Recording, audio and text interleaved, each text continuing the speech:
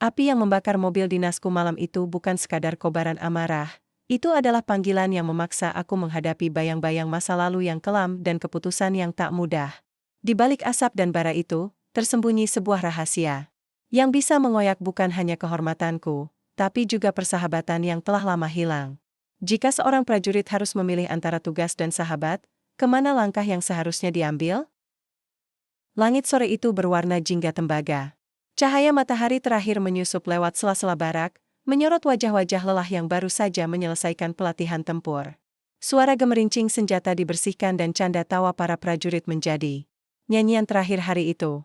Aku duduk di bangku kayu di depan gudang senjata, menggenggam secangkir kopi hitam yang sudah mulai dingin. Namaku Arif.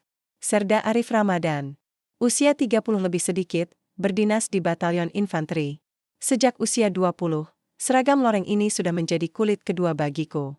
Disiplin, dedikasi, dan rasa hormat adalah napasku sehari-hari. Namun sore itu, entah mengapa, rasa rindu pada rumah begitu mencengkram. Mungkin karena pelatihan 3 minggu di luar kota ini membuatku kangen pada satu-satunya pelabuhan damai, keluargaku, istriku, Rani, adalah penenang hidup. Sederhana, penuh kasih, dan selalu kuat meski harus membesarkan anak kami yang baru berumur 5 tahun, Zidan, saat aku sering ditugaskan jauh. Rumah kecil kami di pinggiran kota adalah surga yang tak tertukar dengan pangkat atau medali apapun. Aku melirik arloji di tangan. Sudah hampir pukul 7 malam. Komandan baru saja membubarkan barisan akhir. Aku diberi izin pulang malam itu. Juga, lebih cepat dari yang dijadwalkan.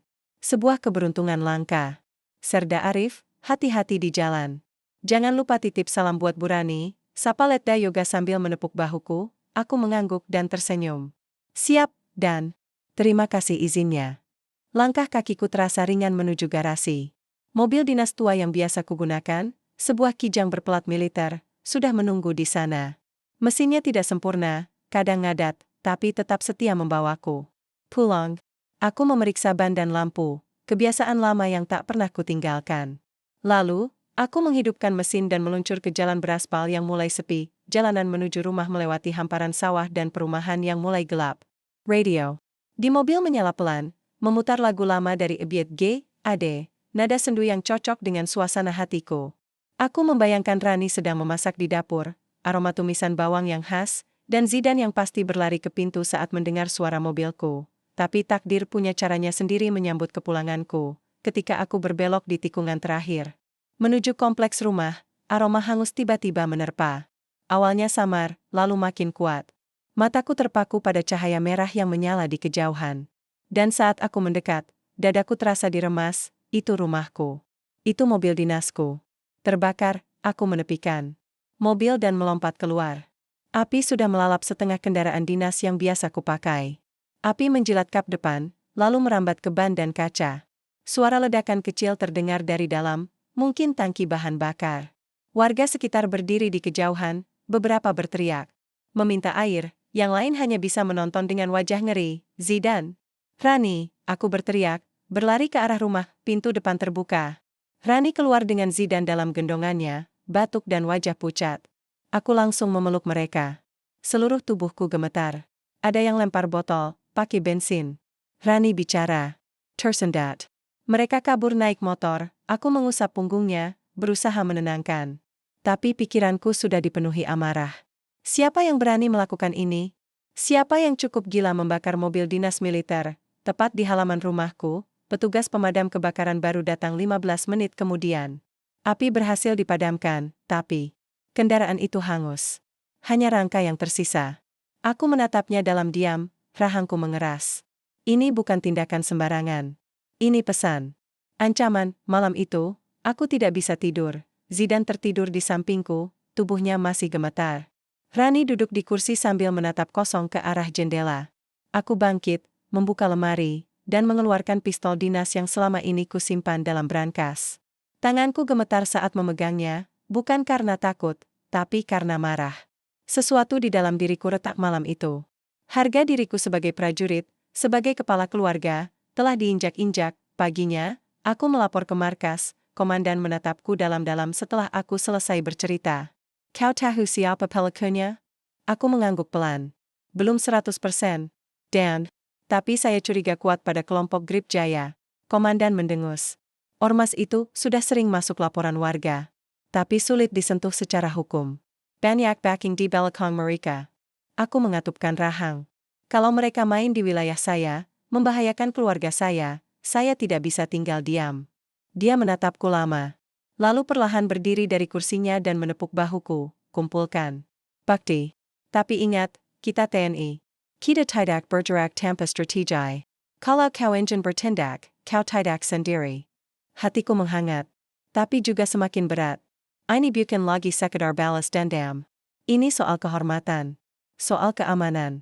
Soal harga diri seorang prajurit yang keluarganya diancam di tanah sendiri. Aku pulang hari itu bukan sebagai ayah atau suami. Aku pulang sebagai prajurit yang siap menghadapi perang di tanah kelahirannya sendiri. Dan aku bersumpah, mereka akan membayar dengan cara yang tidak akan pernah mereka lupakan. Pagi itu matahari seperti enggan terbit.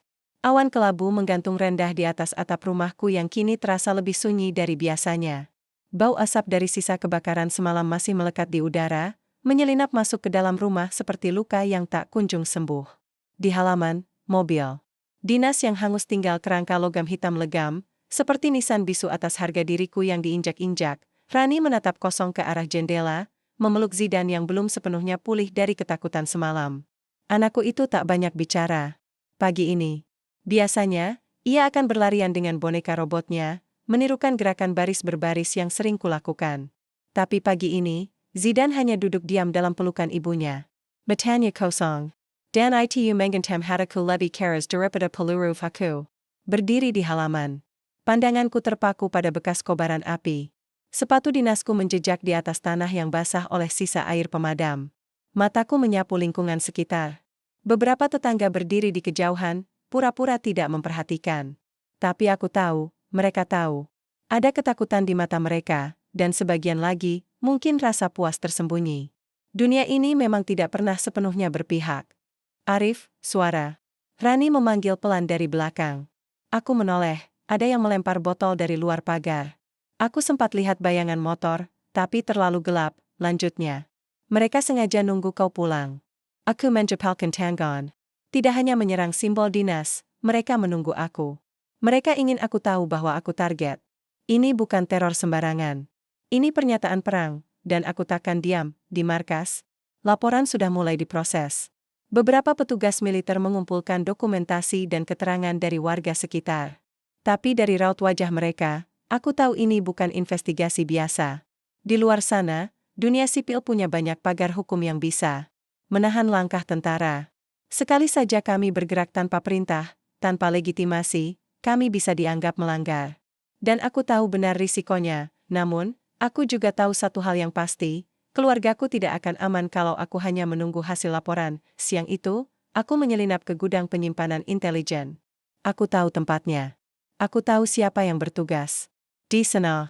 Dan aku tahu, siapa yang bisa diajak bicara tanpa terlalu banyak bertanya, masih seperti dulu, Rif. Masuk-masuk tanpa izin, kata suara di balik pintu. Aku menoleh dan tersenyum tipis. Reza, jawabku. Butuh bantuan. Reza adalah rekan satu angkatan dulu. Setelah lulus, dia bergabung dengan unit intel, sementara aku lebih memilih jalan infanteri. Kami jarang bertemu, tapi hubungan kami selalu profesional. Dan kadang, di dunia yang penuh lapisan ini, punya teman seperti dia adalah berkah tak ternilai. Ada nama, tanyanya sambil menyalakan komputer. Tangannya lincah, seolah sudah hafal sistemnya luar kepala. Grip Jaya, jawabku datar, iya. Berhenti sejenak. Matanya memandangku dengan sorot serius. Kau serius? Aku hanya mengangguk. Reza mendesah panjang, lalu mulai mengetik sesuatu. Layar menampilkan serangkaian data, laporan pengintaian, hingga berita lama. Grip Jaya itu rumit, katanya. Dulu cuma ormas kecil, basis sosial di kampung-kampung. Tapi beberapa tahun terakhir, mereka mulai menguasai logistik, proyek pemerintah daerah, bahkan ada dugaan keterlibatan narkotika. Aku mengangguk pelan. Mereka membakar mobil dinas di rumahku. Istriku dan anakku hampir jadi korban. Reza menatapku lama. Lalu perlahan menggeser sebuah map ke arahku. Ini file mereka. Nama-nama anggotanya, markas tidak resminya, dan laporan pengintaian terakhir. Tapi Arif, dengar, kalau kau mau turun tangan langsung, kau harus berhati-hati. Ini bukan operasi resmi. Dan kalau kau jatuh, sistem tidak akan melindungimu. Aku mengambil map itu. Aku tidak butuh perlindungan sistem. Aku cuma butuh keadilan. Sore menjelang. Langit kembali jingga. Tapi kali ini, keindahannya tak mampu meredakan gejolak dalam dadaku. Aku duduk di ruang tengah, map itu terbuka di depanku. Di dalamnya, foto-foto wajah yang tak kukenal, catatan transaksi, lokasi gudang, nama-nama samaran, dan satu simbol, lambang Grip Jaya, tengkorak hitam dengan pedang bersilang. Aku menelusuri daftar nama itu satu persatu. Beberapa terlihat familiar. Wajah-wajah yang sering kulihat nongkrong di perempatan kampung, mabuk, tertawa keras, dan merasa kebal hukum. Tapi satu nama membuat jariku berhenti. Damar. Nama itu muncul di beberapa catatan transaksi. Damar adalah adik dari teman sekolahku. Dulu ia anak pendiam, kutu buku, selalu ikut pengajian. Tapi sejak kakaknya kecelakaan motor dan meninggal, dia hilang dari pergaulan.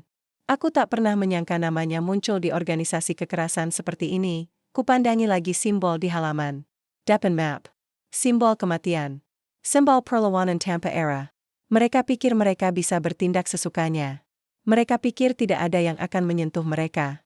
Tapi mereka salah. Malam itu, aku mempersiapkan semuanya. Pakaian hitam, sepatu kets, sarung tangan, dan tas kecil berisi perlengkapan pengintaian. Aku bukan intel. Tapi sebagai prajurit infanteri, aku tahu bagaimana cara menyusup, mengamati, dan menyerang dalam senyap. Rif, kamu mau kemana? Tanya Rani saat melihatku mengenakan jaket. Aku menatap matanya dalam. Cuma patroli pribadi. Dia tahu, aku sedang menyimpan sesuatu. Tapi dia juga tahu, malam itu, kata-kata takkan bisa menghentikanku. Ronnie memelukku erat. Wajahnya menempel di dadaku, dan suaranya lirih, jangan biarkan mereka menang. Tapi tolong, jangan buat Zaiden kehilangan. Ayahnya. Aku mengangguk. Lalu pergi, bara dalam dadaku tak akan padam sebelum mereka tahu, bahwa sekali kau mengganggu prajurit, terlebih keluarganya, kau telah membuka pintu perang yang tak bisa kau tutup. Udara malam kota terasa berbeda saat kau menyusup dalam diam. Tak ada lampu jalan yang menyambut, hanya bayangan pepohonan yang mengintai dari balik gelap. Suara motor sesekali lewat, menciptakan denyut hidup di tengah keheningan. Tapi malam itu, aku bukan bagian dari denyut itu. Aku adalah bayang-bayang, menyusup dari satu sudut ke sudut lain, menelusuri jejak luka yang belum terbalas. Dari catatan Reza, aku tahu lokasi yang sering dijadikan tempat berkumpul oleh anggota Grip Jaya. Sebuah gudang tua di pinggiran pasar, tampak biasa, hampir tak mencolok. Tapi jika kau tahu apa yang harus dicari, maka gudang itu seperti jantung dari sesuatu yang jauh lebih berbahaya. Jendela-jendela atas ditutup kayu, dindingnya kotor oleh grafiti, dan ada dua motor gede diparkir di sisi kanan. Satu hal yang tak bisa disembunyikan dari mata seorang prajurit, pola, orang-orang ini bukan preman biasa. Mereka punya ritme. Mereka punya sistem. Aku berjongkok di balik rimbunan ilalang tinggi. Menjentai. Mencatat. Satu orang berjaga di depan pintu dengan rokok di tangan, mengenakan jaket kulit dan celana sobek. Ia terlalu santai. Artinya mereka belum sadar mereka sedang diawasi. Di dalam, samar terdengar suara musik dan gelak tawa. Mungkin 5 atau 6 orang. Aku tidak membawa senjata malam itu, hanya kamera kecil, senter ultraviolet, dan pena. Misi ini bukan untuk menyerang. Film. Aku butuh bukti. Aku butuh nama. Dan lebih dari itu, aku butuh pemicu. Pukul 11 lewat sedikit, satu mobil masuk ke area belakang gudang. Lampunya dimatikan sebelum berhenti. Dua orang turun, dan dari sorot mataku yang sudah terbiasa di gelap, aku mengenali salah satunya, Damar, 15 tahun. Sudah selama itu aku tak melihatnya, tubuhnya lebih kekar sekarang. Wajahnya dipenuhi jenggot tipis dan sorot mata yang kosong. Ia tertawa saat membuka pintu samping gudang, lalu menghilang di dalam. Tak ada jejak anak baik yang kukenal dulu. Yang kulihat kini adalah bagian dari sistem yang membakar mobil dinasku dan membuat anakku trauma. Aku menahan napas. Hari ini dijemput amarah. Tapi otakku, sebagai prajurit, tetap berpikir dingin. Sambil tetap bersembunyi, aku mengaktifkan kamera kecil dan mulai merekam. Beberapa menit kemudian, suara dari dalam mulai meningkat. Musik berhenti. Lalu suara lain muncul, datar, berat, dan penuh komando. Sampai minggu depan, kita harus sudah kirim 5 paket ke Sumatera. Kode, merah, dari atas. Jangan banyak tanya. Kita digaji untuk kerja, bukan mikir. Aku menajamkan pendengaran, dan satu lagi, mobil yang dibakar kemarin itu milik tentara. Jadi kalau ada yang merasa pahlawan dan posting di medsos, gua pribadi yang matiin kalian. Kita bilang bol mangkol. Belum waktunya. Kalimat itu seperti palu yang menghantam dadaku, jadi benar. Mereka tahu siapa target mereka. Dan mereka tidak takut. Karena mereka merasa aman di balik sistem yang lebih besar, jaringan. Dan jika benar paket-paket itu adalah narkotika, seperti dugaan Reza, maka Grip Jaya bukan cuma ormas. Mereka adalah cabang dari sesuatu yang jauh lebih berbahaya. Aku terus merekam. Beberapa menit kemudian, Damar keluar lagi, bersama pria yang duduk di depan. Mereka berbicara pelan, lalu naik motor masing-masing dan meninggalkan gudang. Aku tetap di tempat, menunggu hingga semua tampak tenang. Baru kemudian aku merayap keluar dari persembunyian, melingkari sisi bangunan, dan menyelinap ke belakang. Tak ada CCTV. Sebuah kesalahan bagi mereka, dan keuntungan besar bagiku. Dengan cepat, aku menemukan satu pintu kecil yang tidak terkunci. Hanya beberapa meter ke dalam, ada lemari besi terbuka yang menyimpan kantong-kantong plastik hitam. Aku tidak membukanya, tak ingin meninggalkan jejak. Tapi cukup untuk mengambil foto, mencatat jam, dan mencium bau bahan kimia menyengat yang menempel di udara. Ini bukan tempat nongkrong. Ini adalah pusat distribusi gelap. Aku keluar secepatnya. Berjalan kaki 2 kilometer ke tempat aku menitipkan motorku. Sepanjang perjalanan, dadaku sesak. Ini lebih dari sekadar balas dendam. Ini adalah perang. Dan pertarungan ini membutuhkan strategi yang lebih dari sekadar kekuatan fisik. Pagi menjelang, Rani menyambutku dengan wajah cemas, tapi tak banyak bertanya. Ia tahu, sebagian jawabannya sudah bisa ia tebak dari mataku. Zidan masih tidur. Wajahnya mulai tenang, tapi sesekali mengigau. Api, mobil, ayah, aku mengepalkan tangan di depan pintu kamar. Anak ini, takbol tambah dengan rasa takut. Takbol hidup di bawah bayang-bayang Angkeman. Dan satu-satunya cara untuk memastikan itu adalah dengan menghabisi ancamannya dari akarnya. Aku kembali ke markas siangnya, membawa semua hasil pengintaian dan menemui Reza. Mereka aktif. Dan mereka tahu mereka sedang diburu, kataku sambil menyerahkan flash disk. Reza menatapku dengan ekspresi yang tak biasa. Kau sadar kalau semua ini bisa berujung pada operasi yang lebih besar? Bahkan bisa masuk ke ranah sandi negara. Aku menatapnya tajam. Kalau itu perlu, aku siap. Ia terdiam lama. Lalu berkata, kau siap menghadapi Kenyataan? Apa maksudmu? Reza membuka file lain. Ia menunjuk pada bagian data jaringan. Di sana, tertera nama-nama yang terhubung dengan Grip Jaya. Dan di antara mereka, satu nama mencuat. Aku menelan ludah. Aldo Ramadhan. Aku hampir menjatuhkan kursi. Itu nama lengkap sahabat lamaku. Orang yang dulu tumbuh bersamaku. Yang menghilang tiba-tiba setelah pendidikan selesai. Kami dulu seperti saudara, dan sekarang, namanya tercatat sebagai koordinator logistik Grip Jaya. Dia hidup, suaraku nyaris tak terdengar. Reza menunduk pelan.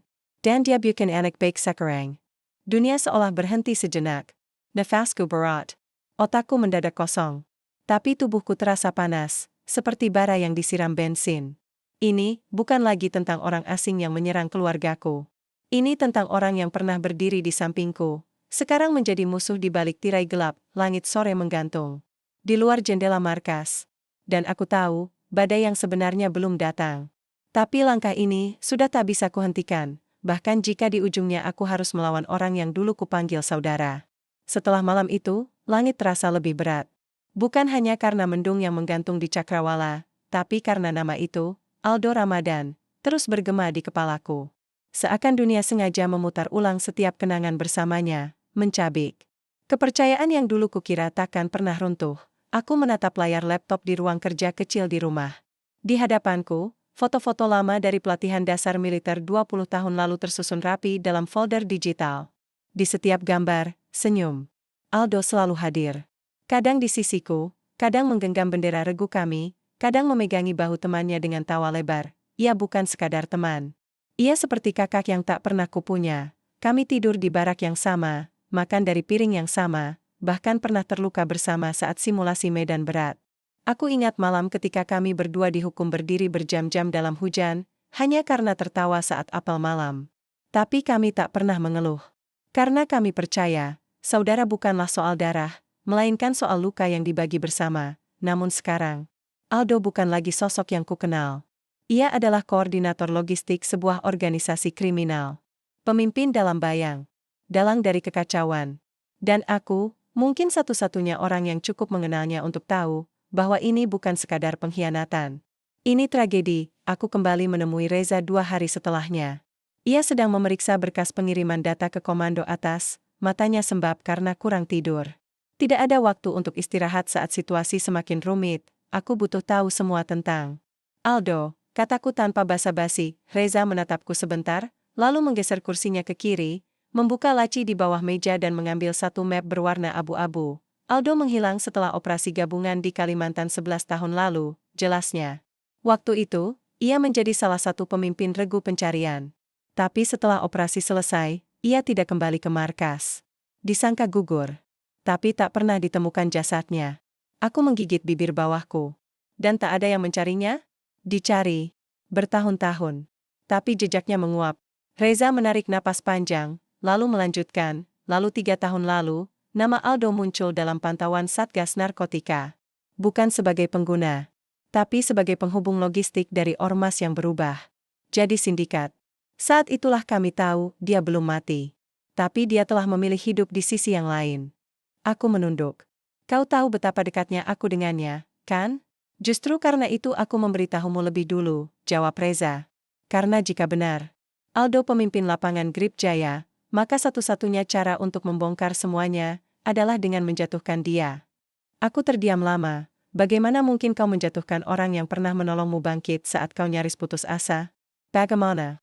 Mungkin kau menodongkan senjata ke wajah orang yang dulu ikut menangis saat ibumu wafat? Aku tahu jawabannya. Karena kebenaran tak mengenal saudara, malam itu aku memutuskan pergi sendiri. Tanpa rencana resmi. Tanpa restu siapapun. Aku tak bisa menunggu birokrasi yang berjalan lambat, sementara nyawa anak dan istriku mungkin dalam bahaya. Dunia tak memberi kita pilihan untuk menunggu ketika kejahatan sudah mengetuk pintu rumah. Dengan berpakaian sipil, aku menyamar sebagai kurir freelance. Berbekal informasi dari Reza, aku menyusup ke salah satu tempat distribusi mereka di Pelabuhan Lama. Gudang itu lebih besar dari yang sebelumnya. Tak banyak penjaga. Mungkin karena percaya diri, aku mendekati pintu belakang, lalu dengan sekali tendangan, menjebolnya. Di dalam, 3 pria terkejut. Dua lari. Satu mencoba melawan.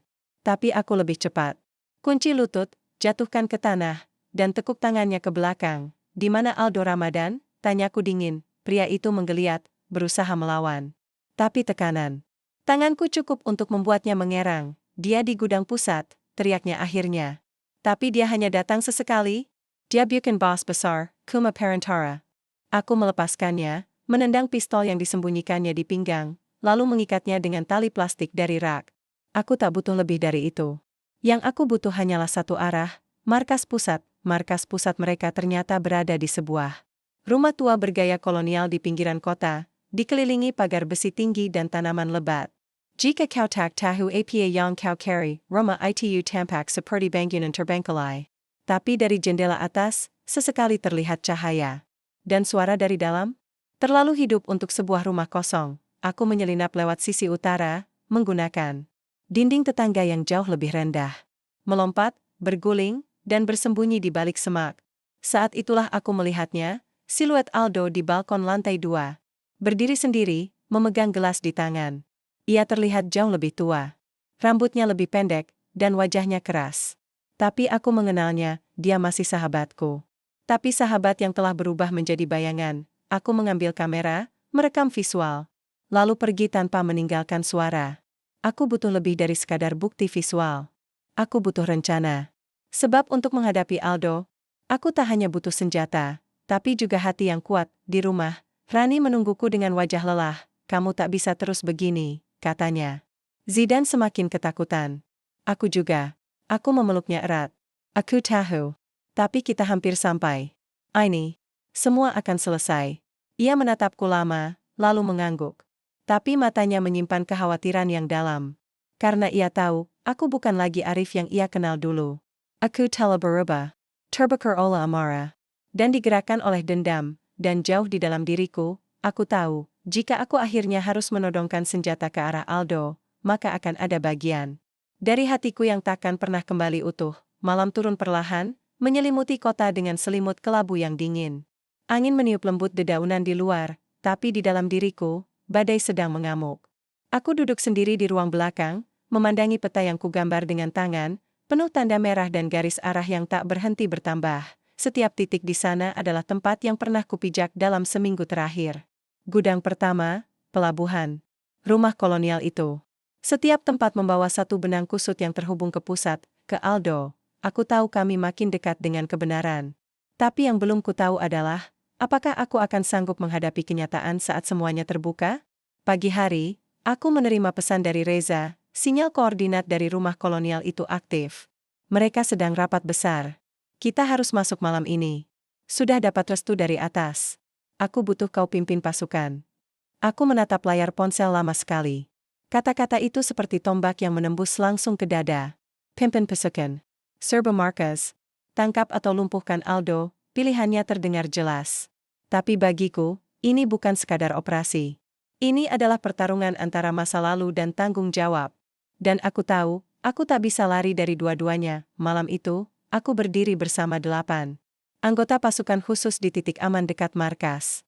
Kami berpakaian serba hitam, lengkap dengan pelindung tubuh dan alat komunikasi nirkabel.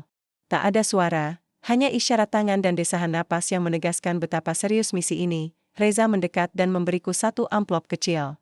Jika ada kemungkinan negosiasi, coba pakai ini dulu, katanya singkat. Aku membuka amplop itu. Isinya, foto kami berdua, aku dan Aldo, saat kelulusan. Seragam putih bersih. Medali tergantung di dada. Wajah penuh harapan. Aku menyimpan foto itu di saku dada. Hanya Tuhan yang tahu apakah kenangan bisa mengalahkan peluru. Pukul 20. 2:10, kami mulai bergerak. Aku memimpin dari depan, menyusuri lorong gelap dan licin di samping rumah kolonial itu. 2 anggota pasukan menyusup dari belakang, sementara 2 lainnya naik ke atap. Rencana kami jelas, tangkap semua tokoh kunci tanpa korban jiwa. Tapi jika situasi berubah, kami harus bertindak cepat. Saat aku mendekati jendela utama, aku bisa melihat mereka berkumpul di ruang tangga. Ada sekitar 11 orang. Beberapa mengenakan jaket grip jaya. Beberapa lainnya berpakaian lebih rapi, penyuplai, mungkin. Di tengah mereka, berdiri Aldo. Ia lebih kurus dari terakhir kulihat, tapi sorot. Matanya masih sama, penuh kendali, penuh arah. Aku memberi isyarat. 1, 2, 3, serbo. Pintu didobrak. Kakak-kakak. Suara teriakan menggema. Kilatan senter dan laser senjata memenuhi ruangan. Ajukan diri. Turunkan senjata, teriakku. Ini TNI. Kalian ditangkap. Beberapa orang langsung tiarap. Tapi 2 pria mengangkat senjata. Dan menembak. Aku membalas dengan peluru ke arah bahu, menjatuhkan mereka tanpa membunuh. Di tengah kekacauan itu, Aldo berdiri tak bergerak. Ia menatapku lurus, dan aku pun membalas tatapannya. Arif, katanya lirih. Suara itu, suara yang dulu menenangkan dalam masa-masa sulit. Aldo, jawabku, masih membidik. Jangan buat ini lebih sulit. Letakkan senjatamu. Ia tersenyum miris. Jadi akhirnya kamu datang juga. Aku tahu. Kamu akan mencariku. Aku bahkan menunggumu. Aku melangkah mendekat, sementara pasukan lain sudah membekuk anggota yang lain. Tangan Aldo kosong. Tapi di meja di dekatnya, ada pistol. Apa kamu benar-benar jadi bagian dari ini? Tanyaku. Suaraku berat. Grip jaya? Narkoba? Teror? Ia menunduk. Aku bukan pemimpin. Aku hanya mencari tempat. Dunia ini, Arif, tak lagi seperti dulu. Kita tak punya tempat setelah perang. Tak ada hormat untuk pengorbanan kita. Aku hanya bertahan. Bertahan? Tanyaku tajam. Dengan membakar mobil dinas? Menekat nakudi. Anak kecil? Itu, bertahan, menurutmu? Mobil itu bukan perintahku, katanya pelan. Aku bahkan tak tahu itu milikmu. Sampai beberapa hari lalu. Aku menghela napas dalam. Lalu menarik foto dari saku dan melemparkannya ke arahnya. Ia menangkapnya. Matanya membelalak. Masih simpan ini? Tanyanya dengan suara retak. Karena aku masih percaya, kamu bisa berubah, jawabku. Beberapa detik berlalu dalam hening. Lalu tangannya bergerak ke arah pistol. Tapi sebelum aku sempat menarik pelatuk, ia malah menggesernya ke arahku, dengan moncong menghadap bawah. Ambil. Aku lelah, Rif, katanya lirih. Aku capek lari. Aku segera memborgolnya. Dan saat aku menyentuh pergelangan tangannya, aku bisa merasakan detak jantungnya. tak lagi sombong, tak lagi liar, tapi penuh luka. Kenapa, Du? Tanyaku, nyaris berbisik. Kenapa kamu tak cari aku? Ia menatapku, mata memerah. Karena aku takut kamu kecewa. Dan aku tahu, kamu pasti akan datang. Bukan sebagai teman, tapi sebagai prajurit. Aku mengalihkan pandanganku. Karena ia benar. Aku datang bukan sebagai saudara. Aku datang sebagai alat negara. Dan itu menyakitkan. Di luar rumah, Aldo dibawa ke mobil tahanan. Ia menoleh sekali sebelum naik, dan di balik pandangan itu, aku melihat sesuatu yang dulu ku kenal. Penyesalan. Reza menepuk bahuku. Kerja bagus, Komandan. Aku hanya mengangguk. Kata-kata terasa hambar saat hatimu tak ikut bersorak, karena malam itu, aku menang. Tapi aku juga kehilangan. Dingin pagi itu menembus kulit. Udara di penjara sementara terasa berat, penuh tekanan yang tak kasat mata. Aldo duduk di sudut ruang interogasi, tangan terborgol, wajahnya lebih pucat dari biasanya. Sorot matanya kosong. Seolah-olah ia bukan hanya terperangkap oleh besi, tapi oleh bayang-bayang masa lalu yang terus menghantuinya. Aku berdiri di depan kaca dua arah, menyaksikan setiap gerak-geriknya. Bertahun-tahun bersama di militer, aku tahu betul bahwa tubuhnya menipu, dia terlihat lemah, tapi pikirannya masih tajam seperti pisau. Aldo, aku memulai, suaraku sengaja rendah agar tidak terdengar oleh petugas lain. Kenapa kamu tidak bilang padaku? Kenapa kamu memilih jalan ini? Ia menatapku, wajahnya sedikit mengerut. Karena aku tahu kau akan mencoba menghentikanku. Aku ingin kau melihat aku seperti apa aku sebenarnya, tapi kau sudah punya gambaran sendiri, kan? Aku menarik napas panjang. Aku tidak pernah menilai orang berdasarkan masa lalu. Tapi tindakanmu, membakar mobil dinasku, mengancam keluargaku. Itu lebih dari sekadar salah. Ai mengenggak pelan. Aku tahu. Aku tahu aku sudah salah. Tapi kau juga harus mengerti. Dunia ini lebih kejam dari yang kau bayangkan. Setelah operasi di Kalimantan, aku merasa dikhianati. Semua yang kupercaya runtuh. Aku ada di sana, Du, kataku. Kita bersama-sama bertahan. Kau bikin sendiri. Ia tersenyum pahit. Tapi aku memilih jalan lain. Aku mencari kekuasaan, perlindungan. Aku masuk ke jaringan kriminal itu bukan karena aku ingin, tapi karena aku harus. Aku menatapnya tanpa berkata apa-apa. Ada luka yang tak terlihat, yang tak bisa kulenyapkan dengan perintah atau peluru. Hari-hari berlalu. Aku sering kembali ke ruang interogasi itu. Setiap pertemuan membuatku semakin paham bahwa Aldo Buchan Sekedar Muzo, dia korban yang tersesat dalam dunia gelap. Tapi aku juga sadar, aku tak bisa membiarkan semua ini berlanjut tanpa konsekuensi. Pada suatu malam, aku menerima pesan dari Reza. Ada informasi baru yang mengejutkan, Grip Jaya ternyata hanya bagian kecil dari jaringan kriminal yang lebih besar. Bahkan beberapa pejabat tinggi diduga terlibat. Dunia yang kukira hitam putih, ternyata penuh abu-abu kelabu. Aku kembali ke rumah dengan kepala penuh beban. Rani dan Zidan menungguku. Tatapan mereka membawa ketenangan, tapi aku tahu aku tak bisa terus menyembunyikan kebenaran. Malam ini, aku harus pergi lagi, kataku. Rani menggenggam tanganku. Kamu harus hati-hati, Arif. Bukan hanya untukmu, tapi untuk kami. Aku mengangguk. Tapi hatiku bergejolak. Aku sadar bahwa pertarungan ini bukan hanya soal tugas, tapi tentang mempertahankan keluarga dan mencari keadilan yang sebenarnya.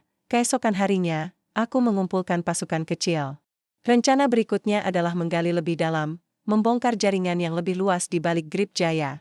Tapi ada satu hal yang kutegaskan, aku tidak akan melibatkan Aldo dalam operasi ini tanpa persetujuanku. Ini bukan hanya soal perang melawan kejahatan, kataku. Ini soal menyelamatkan satu jiwa yang hampir hilang. Mereka mengangguk, menghormati keputusan itu. Malam itu, aku duduk sendiri di balkon rumah, menatap bintang. Aku bertanya-tanya, apakah luka yang tak terlihat dalam diri Aldo juga ada dalam diriku? Luka yang membuatku rela berjuang, tapi juga membuatku rapuh. Di tengah keheningan, aku bertekad, aku akan mengungkap semua kebenaran, apapun risikonya.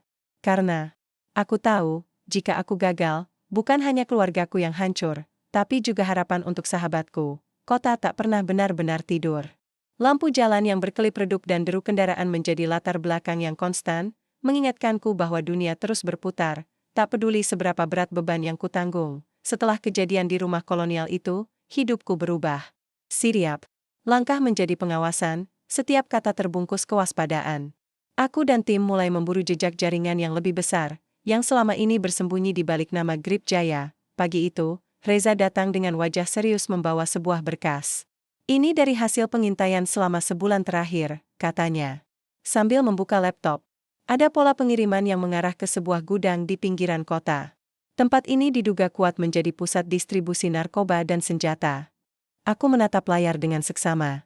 Informasi itu membuka pintu ke sebuah dunia gelap yang selama ini tersembunyi dari pandangan publik. Ini kesempatan kita untuk menggulung jaringan mereka, kataku tegas. Tapi kita harus bergerak cepat dan hati-hati. Mereka tahu kita mendekat. Reza mengangguk. Aku sudah siapkan tim. Tapi ada satu hal yang mengganggu aku mengangkat alis. Apa itu? Beberapa anggota kita pernah terlihat berkomunikasi dengan pihak luar yang terkait dengan jaringan ini. Kemungkinan ada pengkhianat di antara kita. Mendengar itu, jantungku berdegup lebih cepat. Tidak ada ruang untuk kesalahan, apalagi pengkhianatan. Malam harinya, aku memimpin operasi penggerebekan di gudang tersebut. Kami tiba dengan perlengkapan lengkap, bergerak dalam kesunyian penuh ketegangan. Setiap sudut diperiksa, setiap suara dicermati. Ketika kami menemukan ruangan rahasia penuh dengan senjata dan narkoba, tiba-tiba alarm berbunyi. Suara tembakan menggema. Ada yang sudah menunggu kami. Dalam kekacauan itu, aku melihat sosok yang tak asing. Seorang anggota pasukanku, Bayu, menembak ke arah kami. Kaget dan kecewa, aku segera mengarahkan tim untuk mengamankan Bayu. Kenapa kau lakukan ini, Bayu? Tanyaku sambil menodongkan senjata. Kau pengkhianat? Bayu menunduk, lalu berbisik, aku terpaksa, Pak. Mereka mengancam keluargaku. Situasi menjadi rumit. Di satu sisi, kami harus memberantas kejahatan. Di sisi lain, ada sisi kemanusiaan yang tak bisa diabaikan. Setelah penggerebekan selesai, aku kembali ke markas dengan kepala penuh pikiran. Situasi ini tidak hanya soal operasi militer, tapi juga soal integritas dan kepercayaan. Aku duduk sendiri, membuka foto lama dengan Aldo. Bayu dan Aldo, dua sosok yang pernah dekat denganku, kini terjebak dalam dilema yang sulit. Aku tahu, untuk melangkah maju, aku harus menghadapi semuanya dengan keberanian dan hati yang teguh. Suara hujan mengguyur keras di atas genting rumah dinasku malam itu. Suasana kelam dan suram menelan pikiranku, mengaburkan batas antara kenyataan dan bayangan. Aku duduk di ruang tamu, menatap kosong ke arah jendela, sementara tetes-tetes air jatuh berirama, seperti menghantarkan pesan bahwa sesuatu sudah berubah tak bisa kembali seperti semula. Operasi terakhir kami di gudang penyelundupan telah membuka tabir gelap yang lebih dalam daripada yang kubayangkan. Grip Jaya hanyalah bagian kecil dari sebuah jaringan kejahatan terorganisir yang berakar hingga ke lingkar kekuasaan. Pejabat, pengusaha, bahkan aparat keamanan pun tampak berperan sebagai pion dalam permainan berbahaya ini. Dan di tengah semua itu, ada Aldo, sahabatku yang kini menjadi musuh dan juga korban. Malam itu aku kembali mengunjungi penjara sementara tempat Aldo ditahan. Wajahnya tampak lebih lelah, namun matanya masih memancarkan sesuatu yang sama sekali tidak pernah hilang. Jiwa seorang pejuang, kau tahu, Rif, suaranya lembut tapi penuh keteguhan saat aku duduk di depannya. Aku tidak pernah ingin seperti ini. Aku memilih jalan ini karena putus asa, bukan karena aku ingin melukai siapapun. Aku hanya ingin bertahan hidup. Aku menatapnya diam, mencoba menyelami luka yang tersembunyi di balik kata-katanya. Kenapa kau tidak mencari aku? Kenapa kau pilih jalan ini tanpa bicara? Ia menghela napas panjang, pandangannya menurun ke lantai dingin. Aku takut kau akan mengecewakan aku, karena aku tahu kau akan memilih tugas daripada persahabatan. Aku sudah kehilangan banyak hal, Rif. Aku tidak ingin kehilangan dirimu juga. Kalimat itu menusuk hatiku lebih dalam daripada peluru manapun. Aku sadar bahwa di balik kengerian yang ia lakukan, masih ada sisa harapan yang tak kunjung padam. Keesokan harinya, aku mendapat kabar mengejutkan dari Reza. Dokumen baru yang berhasil disita memperlihatkan nama-nama besar yang terlibat dalam jaringan kriminal ini, termasuk beberapa nama pejabat tinggi dan tokoh bisnis terkemuka di ibu kota. Ini bukan lagi sekadar misi militer biasa. Ini adalah perang melawan korupsi dan kejahatan yang berlapis-lapis. Aku tahu, jika langkahku salah, bukan hanya diriku yang akan jatuh, tapi juga keluargaku dan semua yang kuperjuangkan selama ini. Hari berikutnya, aku mengumpulkan pasukanku di ruang rapat tersembunyi, jauh dari mata-mata. Kita harus bergerak cepat. Informasi ini bisa jadi senjata ampuh untuk membongkar semua ini, kataku sambil membentangkan peta dan dokumen di atas meja. Reza menambahkan, tapi waspadai jebakan. Mereka tahu kita semakin dekat. Aku mengangguk, menatap satu persatu anggota timku. Setiap langkah harus diperhitungkan dengan matang. Kita bukan hanya melawan mereka di luar sana, tapi juga mereka yang bersembunyi dalam bayang-bayang. Di tengah persiapan, aku menerima pesan dari Rani, istriku. Aku cemas. Arif, jangan biarkan pekerjaan ini menguasai hidupmu. Ingat, aku dan Zidan selalu ada untukmu. Pesan itu membuat dadaku sesak. Aku tahu aku harus tetap kuat, bukan hanya untuk diriku, tapi juga untuk keluargaku.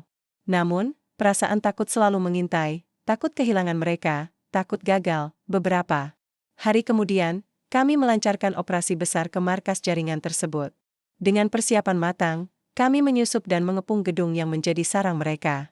Tapi yang kami temukan jauh dari dugaan, ruang rapat penuh dengan para tokoh penting, bukan hanya para anggota Grip Jaya, tapi juga pejabat dan pengusaha.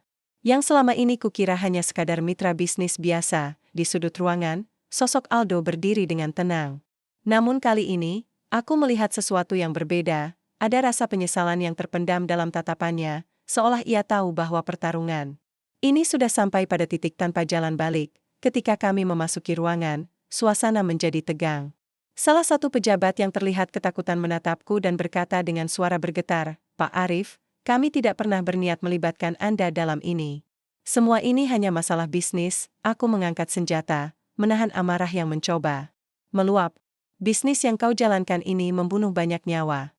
Ini bukan hanya tentang uang, tapi kehormatan dan masa depan bangsa." Aldo melangkah maju, menatapku. "Arif, dengarkan aku. Kau harus tahu kebenaran yang sebenarnya. Mereka memaksa aku masuk ke dalam permainan ini. Aku bukan dalang. Aku hanya korban." Aku terdiam. Kata-kata itu menggelayut di udara, mengguncang. Keyakinanku, konflik mencapai puncaknya saat ledakan tiba-tiba mengguncang gedung. Suara sirene dan jeritan memenuhi udara. Kami diserang oleh pasukan bayaran yang sengaja disiapkan untuk melindungi jaringan itu. Dalam kekacauan itu, aku dan Aldo terpisah dari tim. Kami berdua terjebak di ruang bawah tanah, terpaku oleh situasi yang mengancam nyawa. Aku tak ingin. "Kau terluka, Rif," kata Aldo dengan suara lirih. "Aku tahu aku salah. Tapi tolong, percayalah, aku masih ingin memperbaiki semuanya." Aku menatapnya dengan mata berkaca-kaca. "Aku tidak akan meninggalkanmu. Kita akan melewati ini bersama." Di tengah kegelapan dan suara ledakan yang menggema, aku merasakan ikatan lama yang kembali menyala, persahabatan, pengkhianatan, penyesalan, dan harapan yang tak pernah padam. Suara sirene dan ledakan masih membekas di telingaku ketika aku berhasil keluar dari reruntuhan bersama Aldo. Udara malam terasa berat, dipenuhi debu dan bau asap yang menusuk. Kami berdiri di tengah kekacauan, tubuh lelah dan jiwa penuh luka. Namun, di balik semua itu, ada secercah harapan yang mulai tumbuh. Setelah meloloskan diri dari serangan mendadak itu, kami menuju tempat aman yang sudah kuatur sebelumnya. Di sana, kami berdua duduk dalam diam, menghisap udara malam yang dingin dan mencoba merangkai kata-kata yang sulit diungkapkan. "Aldo," aku membuka percakapan dengan suara serak, "apa yang akan kau lakukan sekarang? Setelah semua ini?" Ia menatapku. Matanya berkaca-kaca. "Aku harus bertanggung jawab, Rif. Aku harus membersihkan namaku, dan mungkin, memutus rantai ini dari dalam." Aku mengangguk pelan. "Aku akan membantumu, sekuat tenaga. Tapi kau harus siap menghadapi konsekuensi. Kami tahu jalan ke depan. Tidak mudah. Jaringan kriminal itu masih kuat, dan musuh-musuh kami tidak akan berhenti mengejar. Hari-hari berikutnya, kami bekerja sama dengan tim untuk mengumpulkan bukti yang lebih kuat." Aldo membuka beberapa rahasia yang selama ini tersembunyi, termasuk nama-nama penting yang terlibat di balik layar. Namun, setiap langkah membawa risiko besar. Ancaman datang dari berbagai arah, membuat kami harus selalu waspada. Di tengah kesibukan itu, aku mendapat kabar dari Rani. Ia dan Zidan berada di rumah orang tua untuk sementara waktu demi keamanan. Aku merasakan rindu yang dalam, tapi juga ketenangan mengetahui mereka berada di tempat yang aman. Suatu malam, saat aku dan Aldo menggelar rapat rahasia, tiba-tiba ada suara langkah kaki di luar. Kami segera bersiap, tapi yang datang adalah seorang agen dari kepolisian anti korupsi. "Ada laporan penting yang harus kalian ketahui," katanya serius. "Operasi gabungan akan diluncurkan dalam waktu dekat. Ini adalah kesempatan untuk menjatuhkan semua jaringan kriminal yang selama ini bersembunyi." Aku dan Aldo saling berpandangan. Ini adalah momen yang kami tunggu-tunggu sekaligus takutkan. Saat operasi berlangsung, kami bergerak dengan koordinasi dan tekad yang kuat. Setiap sudut kota disisir, setiap jaringan perlahan diputus. Aku merasakan kebanggaan sekaligus rasa kehilangan, karena beberapa dari kami harus menghadapi bahaya yang sangat besar. Di balik semua itu, aku sadar bahwa pengorbanan adalah harga yang harus dibayar untuk keadilan. Setelah operasi selesai, aku dan Aldo berdiri di sebuah bukit kecil, menatap ke arah kota yang mulai tenang. Kita sudah mulai membersihkan, kataku pelan. Aldo mengangguk, wajahnya lebih cerah daripada sebelumnya. Ini baru awal, Rif. Tapi aku yakin, dengan kerja keras dan kejujuran, kita bisa mengubah segalanya. Aku tersenyum, merasakan beban berat perlahan terangkat, mentari pagi menyinari kota dengan hangat, seakan memberi harapan baru setelah gelapnya. Malam panjang yang kami lalui. Udara pagi terasa segar, dan angin lembut membawa aroma daun yang basah oleh embun. Aku berdiri di depan rumah sederhana kami, memandang Rani dan Zidan bermain di halaman. Senyum mereka begitu tulus, menghapus segala lelah dan luka yang selama ini melekat di hatiku. Beberapa bulan sejak operasi besar itu, keadaan mulai membaik. Jaringan kriminal yang selama ini menguasai banyak aspek kehidupan berhasil dibongkar. Beberapa pejabat dan tokoh bisnis dijebloskan ke balik jeruji besi. Proses hukum berjalan, dan harapan akan perubahan nyata mulai tumbuh. Aldo, sahabatku yang dulu terjerumus dalam kegelapan, kini menjalani masa hukuman dengan penuh kesadaran. Ia bertekad memperbaiki diri dan membuktikan bahwa setiap manusia punya kesempatan untuk berubah.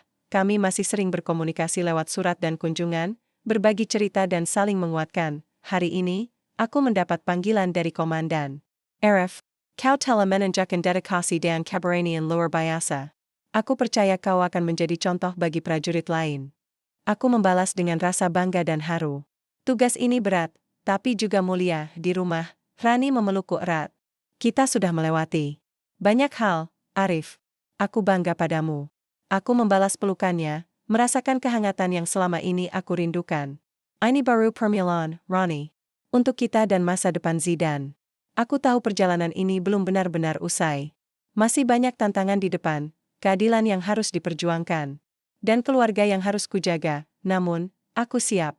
Dengan hati yang kuat dan jiwa yang teguh, aku melangkah menatap masa depan.